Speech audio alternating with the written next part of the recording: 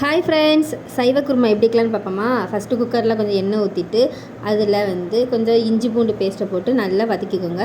அது வதங்கினதுக்கு அப்புறமா நம்ம அரைச்சி வச்சுருக்க தக்காளி, வெங்காயம் தக்காளியாக போட்டு நல்லா அதையும் நல்லா வதக்கிக்கோங்க. வதக்கின பிறகு வெஜிடபிள்ஸ் எல்லாத்தையும் போட்டுக்கோங்க.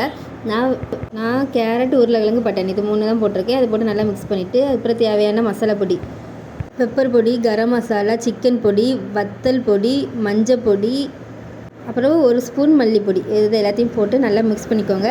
எல்லாம் மிக்ஸ் பண்ணதுக்கு அப்புறமா நம்ம அரைச்சி வச்சுருக்க தேங்காயில் என்னெல்லாம் போட்டு அரைச்சி வச்சுருக்கேன்னா சோம்பு போட்டு பெருஞ்சீரகம் அது போட்டு நல்லா அரைச்சி வச்சுருக்கேன். அதையும் ஊற்றிக்கோங்க.